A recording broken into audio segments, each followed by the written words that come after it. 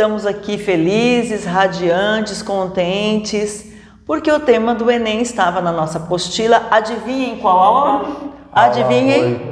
Aula 8! Então é assim, seja da apostila do primeiro semestre, seja na apostila do segundo semestre, o tema do Enem está sempre ali presente na aula 8. Então é só do ano que vem a gente escolher o tema do Enem, colocar lá na aula 8 e acabou, tá tudo bem, tá ótimo, Certamente, né? a gente vai acertar. Certamente. Então, temos um tema que eu gostei. Todo ano eu falo que eu acho elitista, pouco pertinente. Esse ano eu não posso fazer esse tipo de comentário.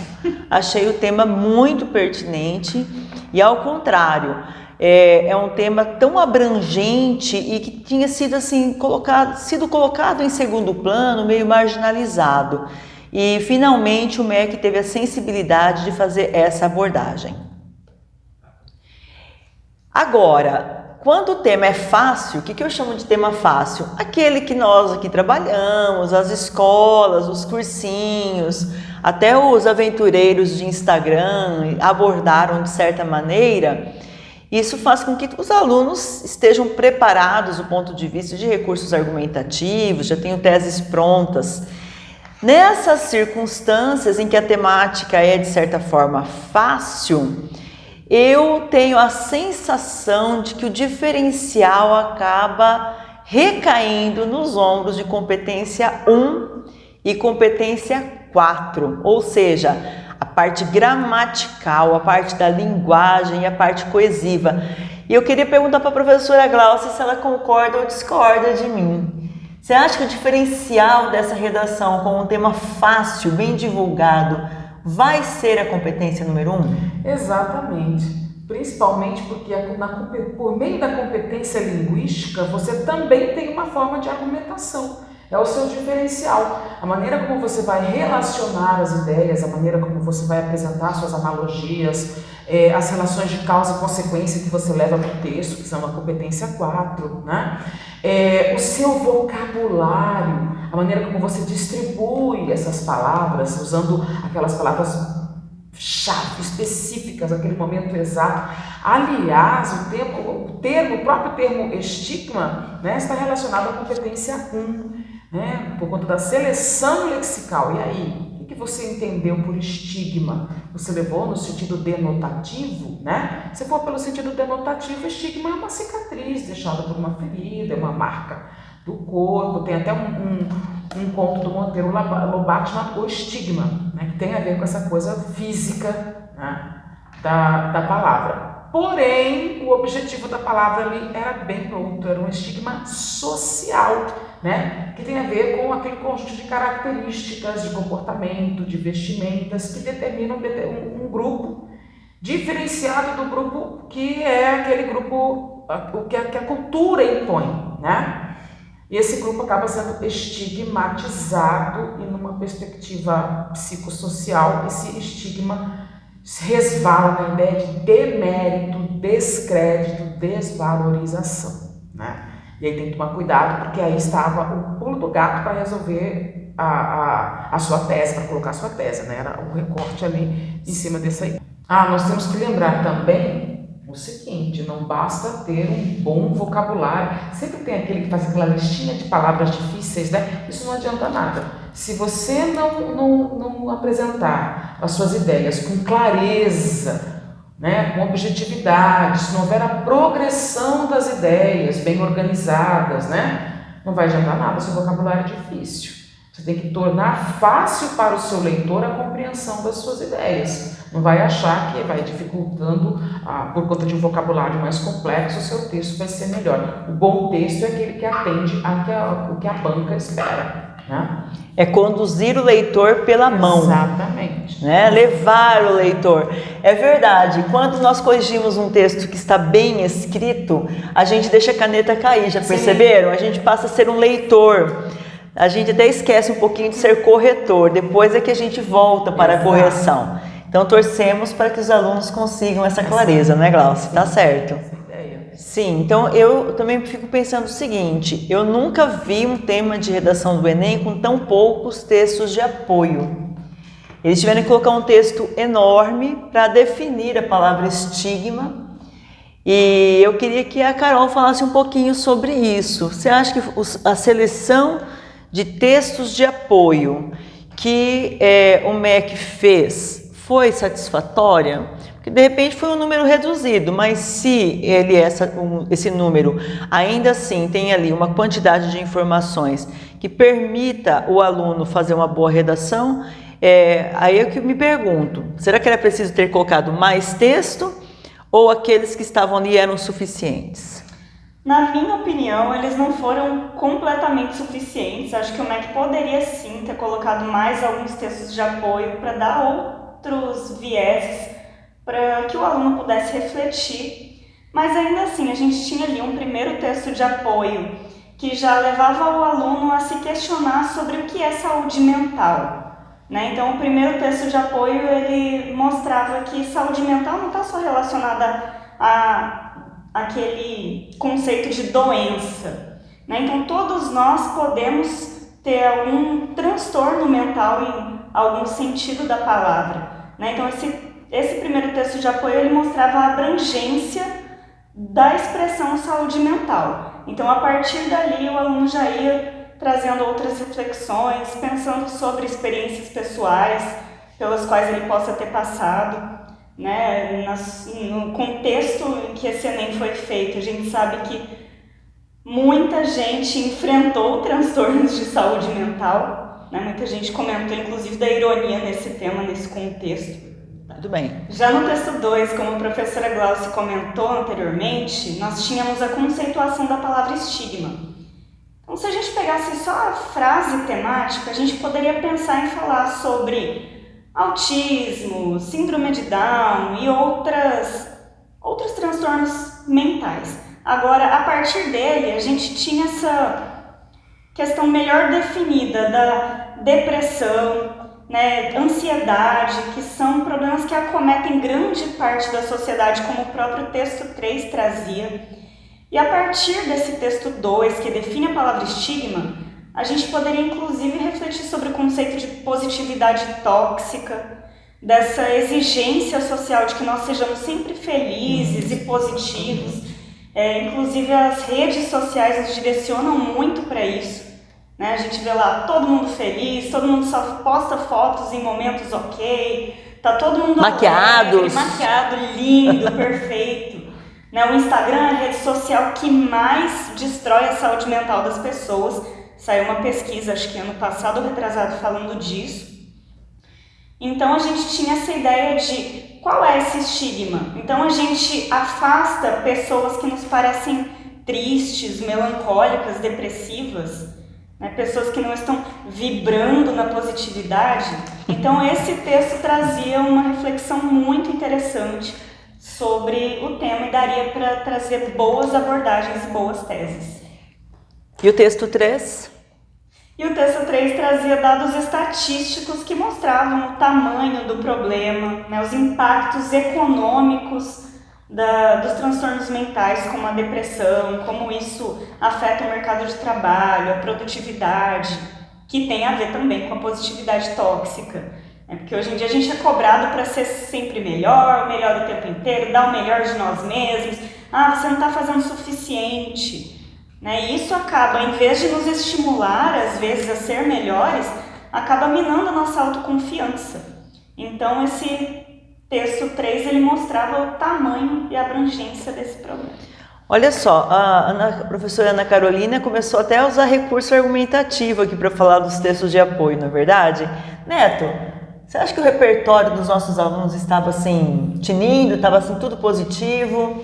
Quais repertórios a banca examinadora do Enem vai encontrar nessas redações e julgar como valorosos? O que você acha? Bom, eu acredito, Suzana, e as minhas colegas aqui, que o aluno estava preparado, E ele estava preparado não só por nossa causa, por nosso trabalho, mas também por conta da sua carga de conteúdo, Ele tem um conhecimento, e também porque em sala de aula, ele encontrou esse mesmo assunto em outros lugares. Então é muito importante levar isso em consideração, Além disso, nos momentos de lazer, porque muito embora o Enem não seja o exame nacional da Netflix, como a Suzana Luz fala, os alunos vão trazer a Netflix para o Enem, o que não é de todo ruim, né? Então, assim, 0 você não vai tirar, a gente tem certeza, a gente está muito certo disso, né?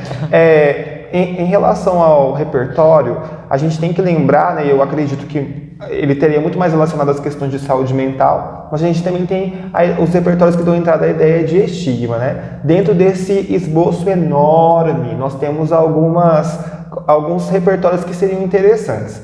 Nós, professores, temos algumas preferências literárias e artísticas, né? Com certeza. E os alunos têm as preferências da Netflix, mas tudo bem. Eu separei aqui algumas citações que poderiam ser dadas. Então, assim, no âmbito da área do conhecimento da história, lá na antiguidade grega, né, as pessoas consideradas loucas, elas não tinham esse estigma negativo. Elas eram entendidas como pessoas portadoras da voz de Deus. Porque o divino está muito ligado ao etéreo, né? Está muito ligado àquilo que está no outro plano. A nossa compreensão muitas vezes do religioso. Então, a pessoa que ela tinha essa diferença, né, ela era chamada inclusive para tomar decisões como ir para a guerra, por exemplo, decisões muito difíceis. E Platão veio e ressignificou isso, né? Ele repensou a questão da saúde das pessoas, saúde mental. Foi nesse contexto que nós começamos a apartar esses indivíduos, colocá-los ali, né, em manicômios, ou como que seria isso, e essas pessoas não eram tratadas, elas eram separadas. Então a gente tem um estigma aí já histórico. Além disso, a gente tem a questão da psicofobia. Quando eu entendi que esse termo havia sido criado, eu pensei, bom, já estava preparado para lidar com homofobia, já estava preparado para lidar com racismo, mas psicofobia, né? Onde nós chegamos, onde a nossa sociedade chegou, a gente precisou de criar um termo para falar sobre preconceito nesse caminho, né? Então era um termo que a gente poderia ali conceituar. No âmbito da literatura e das artes, né? Aí sobram referências, né? Nossa, gente! Aí sobram referências. O aluno poderia, por exemplo, pegar pelo surrealismo ali, que trabalha a questão do onírico, para dizer como que a arte oportunizou, por exemplo, né, uma vazão ali, para aquilo que sai um pouquinho... Ai, me arrepia. Lindíssimo, né? Lindíssimo. A gente pode pensar, por exemplo, no quadro Grito, como que tematizou e trouxe esse indivíduo em situação de saúde mental um pouco abalada para um debate, né, para se tornar um personagem dentro de um contexto. Clarice Lispector. Sim, né? O Búfalo, né? O Búfalo, a imitação da Rosa, a própria Macabeia, ela era uma personagem que tinha suas pressões sociais. Então, o que eu queria, assim, em relação à arte, não vou, né, acrescentar, mas eu queria dizer o seguinte: a arte, ela humaniza essas pessoas, isso é muito bonito, né? Ela traz esse indivíduo para o debate, inclusive quando ele promove o fazer artístico, né? Van Gogh, que tinha também como indivíduo ali, ele tinha suas lutas, né? Então, quer dizer, é muito bonito ver isso. E eu acho assim também, na literatura se tira o estigma, porque se analisa do outro lado. Se dá a oportunidade. Não é alguém, aí é que está, né? Que eu gostaria até que a Aline falasse sobre isso depois. Não o estigma em relação à pessoa que tem o transtorno ou que se deixa levar por essas circunstâncias que Carolina falou, mas o nosso ato de estigmatizar, eu que estou aqui, desse lado, né? Então, muitos personagens ali na literatura, a gente observa exatamente isso. Ele é o responsável pelo que o outro perca a estabilidade. Ele é o responsável pelo que o outro acabe se perdendo dentro de si, né? Então, não esquecer disso, que o tema era exatamente a saúde mental, e nós tínhamos ali a palavra sociedade, como a Glaucia já ressaltou, né? Exato, e tem uma coisa legal, é por isso que é bom conversar com professores da literatura e da linguagem, gente, vocês vão me desculpar, mas eu quero dizer isso aqui, porque, por exemplo, a literatura, ela oportuniza, ela dá voz ao outro, né? E a gente vê isso muito em variadas obras, em variadas, não só nessa arte em si, né?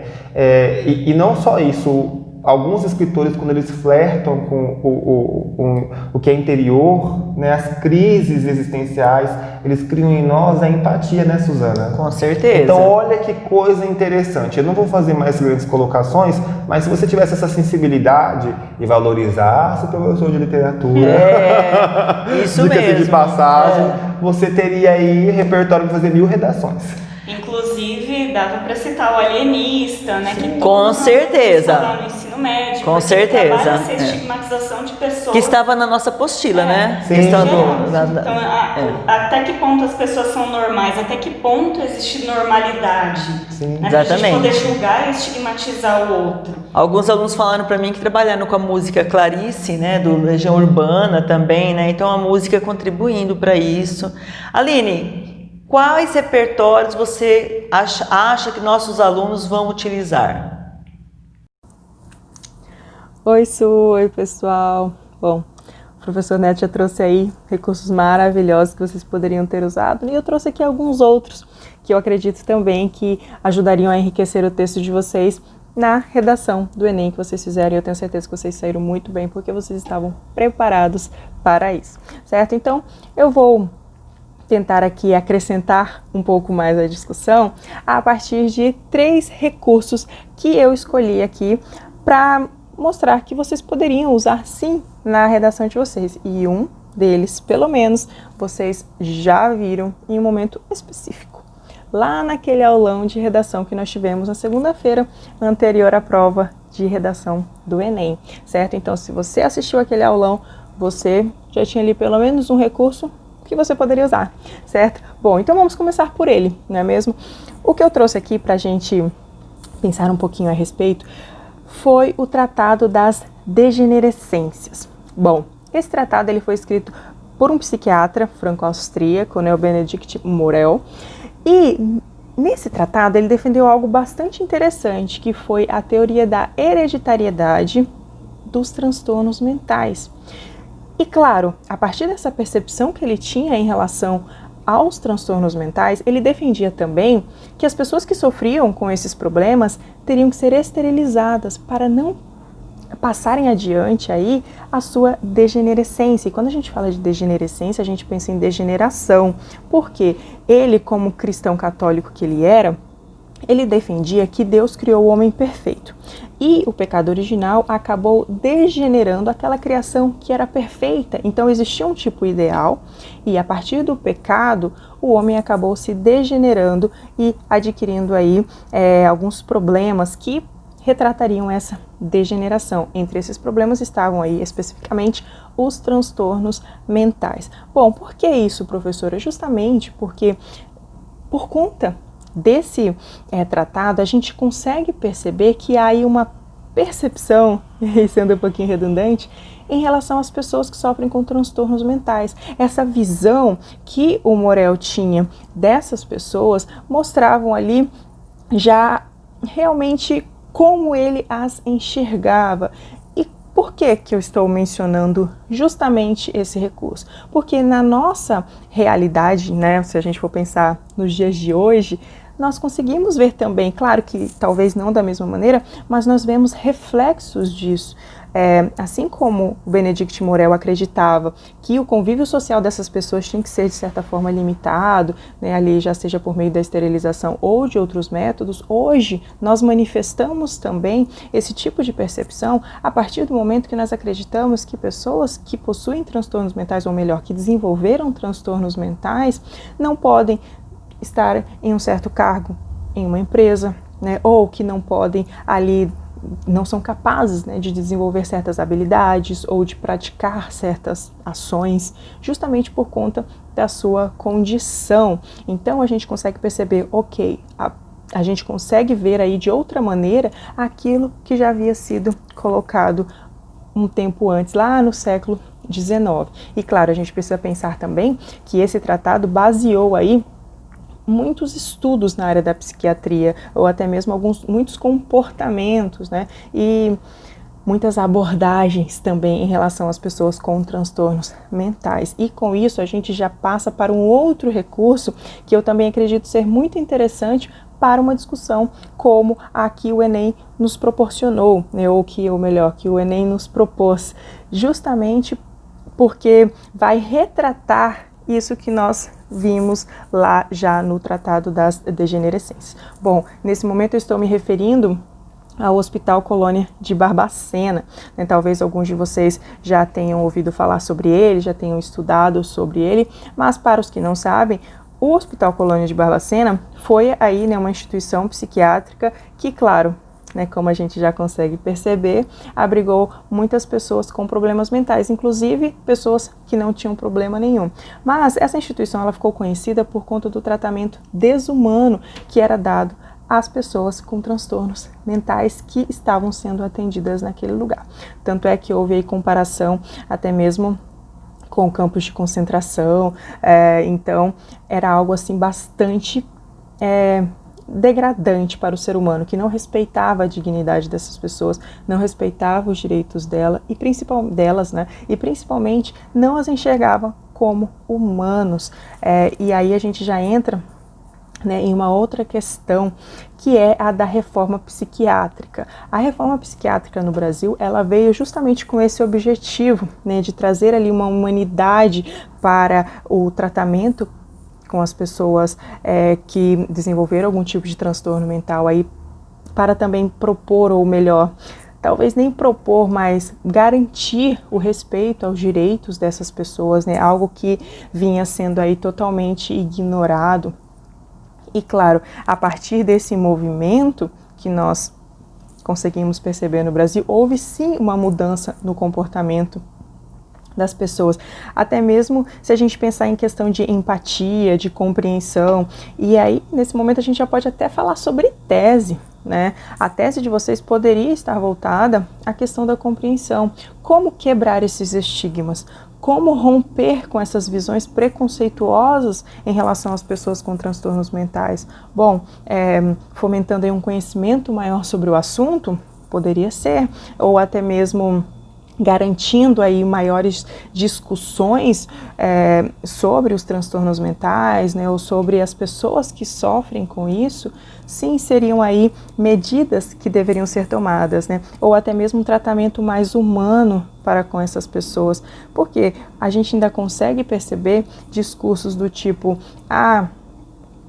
depressão é frescura, né, ou a ansiedade é coisa de pessoa que não tem Deus na vida, né, ou só é depressivo quem não tem Deus na vida.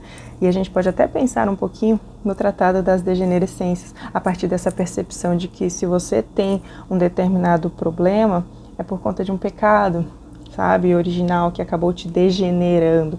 Bom, isso aí eu deixo para vocês refletirem um pouquinho mais, certo? Mas vocês poderiam pensar nessa questão da humanização do tratamento e também da compreensão desse problema, ou até mesmo compreensão do debate, né? Porque nós temos que entender também que a compreensão ela pode levar ali a um cuidado, né? Então seria aquela ideia do compreender para cuidar. Se eu compreendo essa situação, provavelmente as minhas atitudes também irão mudar em relação a ela. E aí é o momento em que nós podemos romper estigmas, quebrar estigmas e desenvolvermos aí uma sociedade mais empática, mais humana e um tratamento, é claro, mais,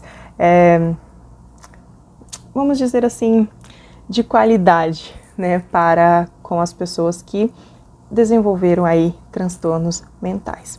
Bom, ainda nessa linha, os profs já comentaram aí que não se trata de uma prova da Netflix, né? Mas em alguns momentos a gente pode usar algumas ideiazinhas, né? De filmes, de séries. Bom, um filme que é referência nesse momento, ou melhor, um filme que é referência nessa discussão é Nise, o Coração da Loucura, né, que vai retratar bem essa questão da humanidade no tratamento para com as pessoas com transtornos mentais, e isso poderia ser usado também para demonstrar aí uma quebra de estigmas. A partir do momento em que você tem uma atitude diferente em relação a um determinado problema, essa atitude vai repercutir aí de outras maneiras, certo? Bom, A gente poderia até mesmo citar, né, Paulo Freire, quando ele fala que nós aprendemos com as diferenças e não com as igualdades, para pensar na questão da pluralidade da sociedade. A sociedade, ela está composta por pessoas com diferentes características, diferentes condições, e nós precisamos respeitar isso e aprender com essas diferenças e não afastar os diferentes do nosso convívio, do nosso meio. Então, a questão do respeito à pluralidade ou do reconhecimento da pluralidade social poderia ser um dos argumentos defendidos na redação de vocês, certo? Então é isso.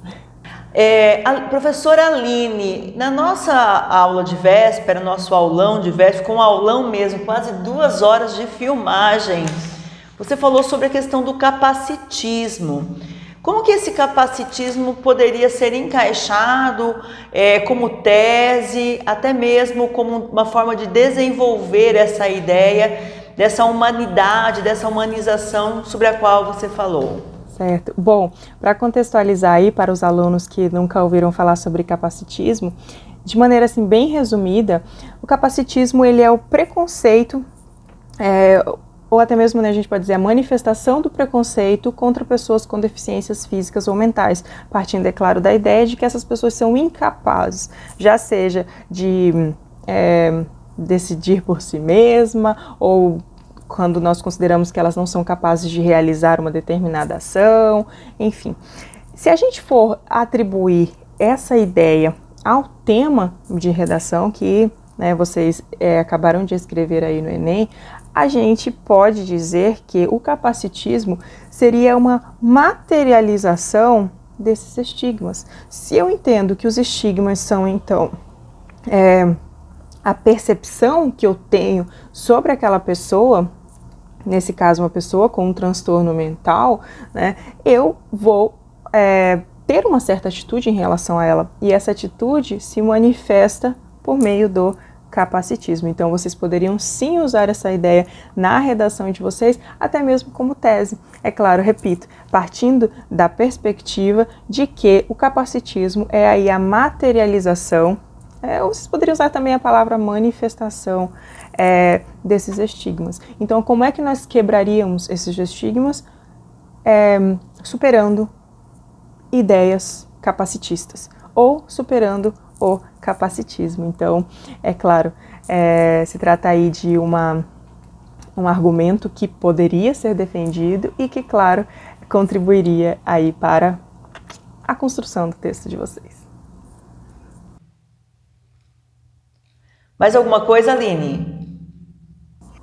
Só para complementar aí, né, as ações que a Su já propôs aí, e claro, também para indicar aí alguma direção em relação ao que eu disse, né, sobre a pluralidade de ideias, principalmente, talvez vocês pudessem pensar em uma medida, né, que estivesse voltada ao reconhecimento dessa pluralidade dentro da sociedade, porque a partir do momento em que eu reconheço que a nossa sociedade é plural, que as pessoas que fazem parte dela são pessoas diferentes, cada uma com suas características, com suas condições, eu também vou aí quebrar esses estigmas, né, em relação a determinadas pessoas, a determinados grupos, e vou reconhecer também que essa diversidade, ela enriquece e ela ensina, né? Então eu acho que algo nesse sentido aí vocês poderiam pensar sim, para defender a questão da pluralidade que eu disse anteriormente,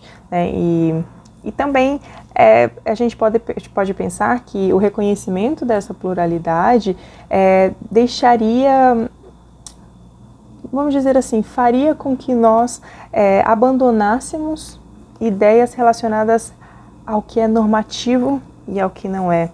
Se eu parto da ideia de corponormatividade, por exemplo, de que existe um corpo ideal, e a gente já volta lá no Tratado das Degenerescências, né, de que existe um modelo, um padrão, e tudo que estiver fora desse modelo é uma demonstração de degeneração, é algo inadequado, que não deveria aparecer na sociedade, ou não deveria fazer parte da sociedade, eu deixo de ter certos estigmas, né? Eu quebro esses estigmas, eu passo a ter um tratamento mais humano em relação a essas pessoas, eu passo a ter mais empatia em relação a elas.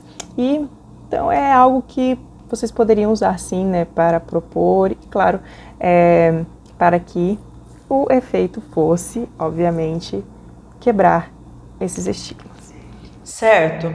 Eu recebi dos alunos alguns questionamentos também, né? O que não faltou de domingo para segunda, meu celular ficou até azul.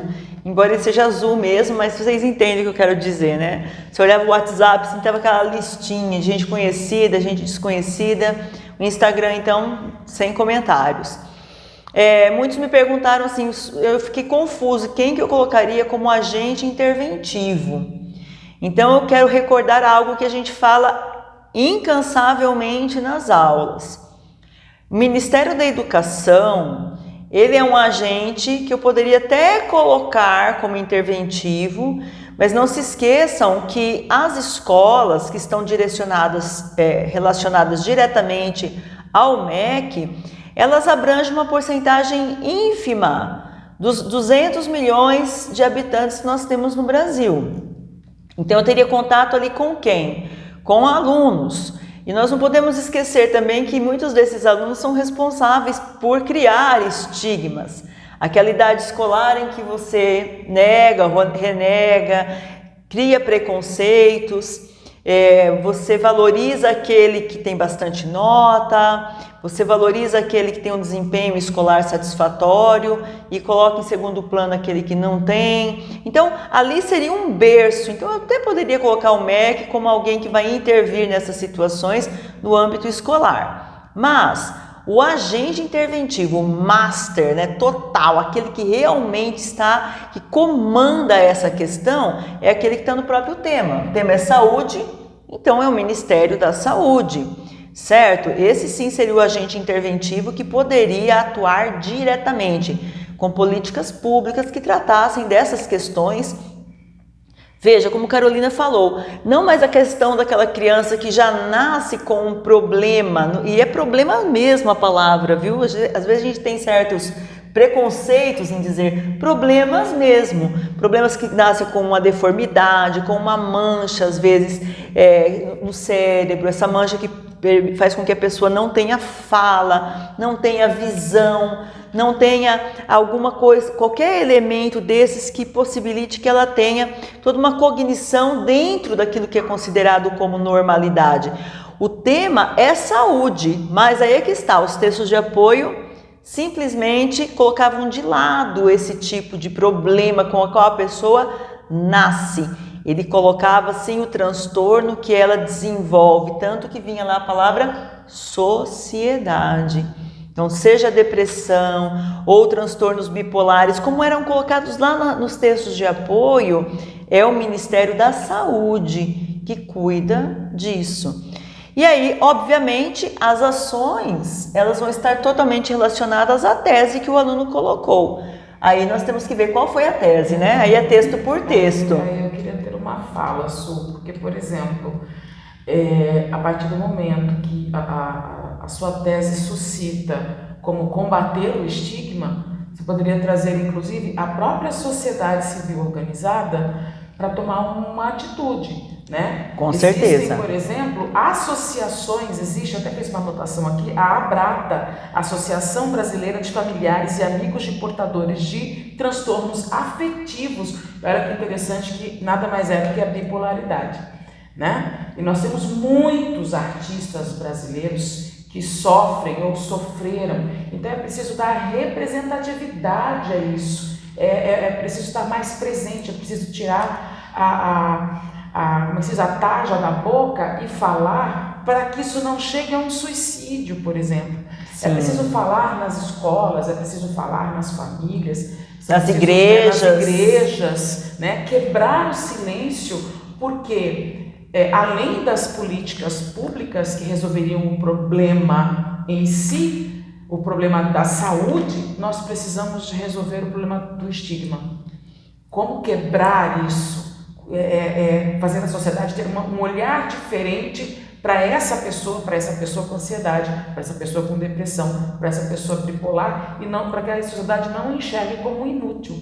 Com certeza. Suzana. Eu tenho um comentário rapidinho também. A partir do momento em que o tratamento, de fato, desses transtornos mentais se torna mais comum, o estigma também diminui, né? Porque existe esse estigma porque as pessoas pensam, quem é deprimido é louco, a depressão é frescura. Falta de depressão Deus. É coisa de quem não tem Deus ou de quem não tem o que fazer, de quem não trabalha. Então, a partir do momento em que as pessoas percebem que medicamentos para tratar esses transtornos são muitas vezes necessários, essenciais e é normal, né? Isso também ajuda a desestigmatizar, porque as pessoas não têm o tratamento, né, que deveriam, então elas acabam recorrendo às outras drogas, como álcool, né, e drogas ilícitas, como uma maneira de escapar desse problema. E aí elas são estigmatizadas, ou elas são estigmatizadas porque usam essas substâncias, ou a sociedade considera normal as pessoas abusarem do álcool toda semana, mas não considera normal elas se medicarem para tratar do transtorno. Daquilo que gera, né, o transtorno. Pois não, Neto? Eu acho que dentro disso tudo tem duas coisas bem interessantes, né? A Carol falava dos textos motivadores. O texto motivador 1 tem uma coisa muito legal, que ele diferencia saúde mental de doença mental. Isso era um ponto muito legal que alguns colegas na cidade observaram, nós também observamos, né? Porque não basta só você não ser doente, você tem que ter saúde mental. Então, são coisas diferentes, né? E para além disso também tem uma outra coisa também que a gente poderia pensar aí em relação à solução interventiva. A gente está falando sobre a subordinação à tese, então a gente tem duas coisas importantes aqui, né? Se a nossa tese, ela desse vazão muito mais para a questão do combate ao estigma, então a nossa solução interventiva ela caminharia um pouco mais nesse sentido. Com certeza. Né? Não dá para você fazer uma tese nesse sentido e só querer curar a saúde mental. Né? Só proporcionar um contexto que haja saúde mental. Aí entra a competência 13, que diz respeito à focalização temática. Com certeza. Agora, é claro que essa solução ela é possível desde que a sua tese também desse esse encaminhamento. Então, é aquilo que você falou. É um tema fácil, mas as nuances na competência 1, nas demais competências, é o que pode tirar ponto. Com certeza. E eu quero fazer um alerta ainda. Aquele aluno, nosso não, né? Deus nos livre, mas aquele aluno que por julgar o tema muito fácil, escreveu de qualquer jeito, abruptamente, ele foi para o caminho errado. E aí é que está, às vezes eu digo assim, às vezes eu prefiro um tema que seja inesperado, porque os alunos vão com o cuidado necessário, do que esses temas que eles estão cansados de escrever a respeito. Fala sério, nossa apostila desde 2017 traz essa temática. E esse ano a gente até pensou, vamos colocar de novo? Vamos colocar até cair, né? Então, assim, o aluno tinha que ter esse cuidado de elaborar esse projeto de texto, fazer um texto autoral, que até agora a gente não falou sobre autoria ainda, que eu sempre defendo a seguinte tese: o aluno consegue autoria de duas formas. Quando ele tem uma tese que ele realmente defende, não está seguindo esqueminha pronto, e quando ele tem uma competência 1 com o vocabulário próprio, que ele chega ali e você percebe que o aluno é diferentão. Né? Esse diferentão aí é o que vai dar autoria para o texto dele. Suzana, eu acho que tem uma coisa muito legal, eu quero ressaltar isso que você disse, porque os alunos teimam sobre essa questão da autoria. Veja bem, né? Como você falou, nós fizemos vários temas. E o candidato que ficou tentado em repetir aquela redação daquele tema X lá, não é aproveitar o repertório, repetir neste tema de redação em cima da fórmula pronta, apoiado. Então, quando a gente fala sobre autoria, quando a Suzana está falando sobre isso, pessoal, é muito importante obedecer, né? A gente está ouvindo aqui alguém que é autoridade no assunto. Então, assim, é necessário que a gente pense em autoria. Dá para aproveitar alguma coisa, mas não é o mesmo tema. Não é o tema que nós fizemos. E tem outra coisa que eu quero falar para vocês, né?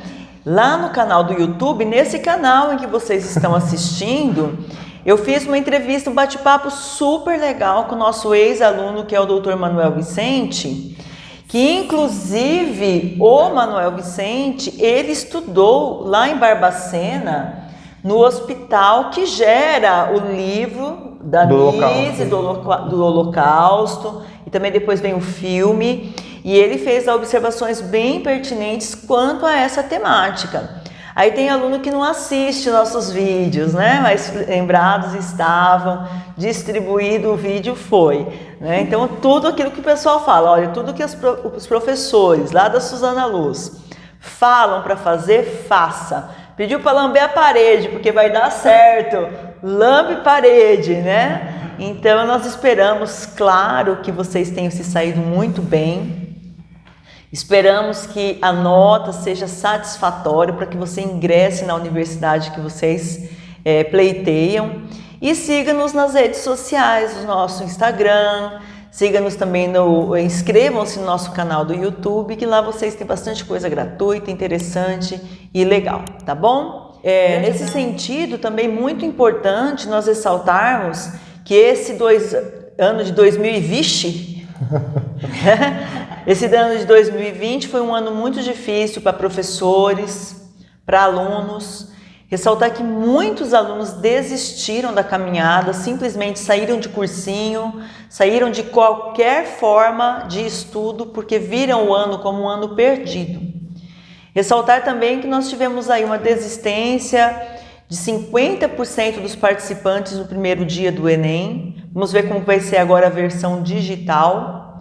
Então, esse é um momento daqueles que permaneceram focados, que permaneceram aqui conosco fazendo o curso, seja de redação e interpretação, seja de exatas, seja de biologia. Esses são os alunos vencedores, são aqueles alunos que estão calibrados. Vamos supor que não dê certo ainda esse ano, porque quem quer aí medicina, quem quer os cursos mais concorridos nas universidades mais concorridas, aí nós vamos contar novamente com a participação de vocês no nosso curso. As apostilas já estão sendo preparadas com os novos manuais aí de correção do MEC e nós estamos aqui abertos com as nossas turmas, tá? Para receber vocês. Nunca pensem assim, poxa, eu não consegui em 2020, não deu certo, vou desistir. Não faça isso, porque a jornada de vocês ela é longa e cada ano acrescenta um pouquinho nessa jornada. Então vamos recolher de 2020 aquilo que foi possível, vamos começar esse 2021 ou com aprovação, ou continuando essa caminhada aqui conosco. Matrículas abertas para quem vai fazer Enem e também para o seu irmão. Você pode acabar com a vida do seu irmão também, matriculando aqui com a gente desde o 6º ano. Nós temos esse preparatório com a professora Mariluce, tá bom? Um grande abraço de toda a equipe. Vamos falar tchauzinho para eles? Tchauzinho! Tchauzinho!